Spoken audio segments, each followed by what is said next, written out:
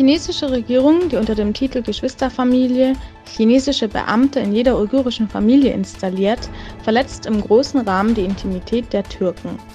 Han-Chinesen können vor der Frau, den Töchtern und dem Rest der Familie Verhalten an den Tag legen, welches kulturell unter den Türken undenkbar ist. Wer sich beschwert und dies nicht akzeptiert, wird auf eine schwarze Liste gesetzt.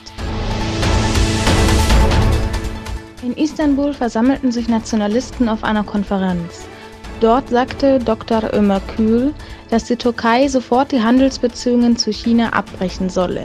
Weiterhin behauptete er, China sei heute ein brodelndes Land und man werde sehen, dass China wie damals die Sowjetunion zerbrechen wird.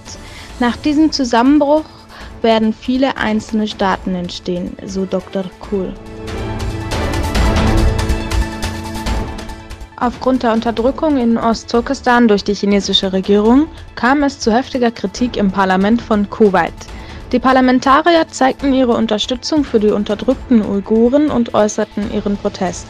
Der Parlamentarier Mohammed Taif erklärte, wie 29 Millionen Muslime durch China unterdrückt werden und dass Kuwait keine Geschäfte mit einer tyrannischen Regierung machen wird.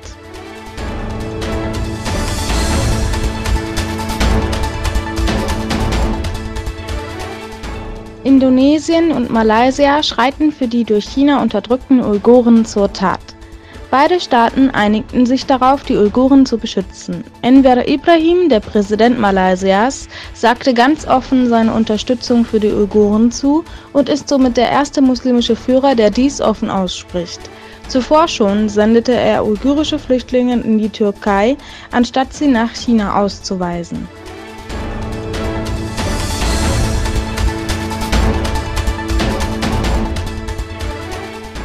Der Wirtschaftskrieg zwischen den USA und China dauert wahrscheinlich an.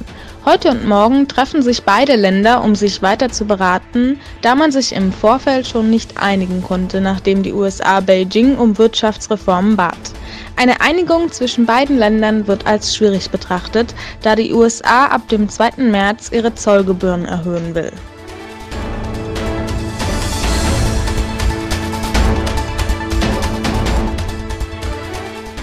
Der nationale Sicherheitsberater des Weißen Hauses, John Bolton, ruft dazu auf, keine Geschäfte mit dem Präsidenten Venezuelas Maduro zu machen.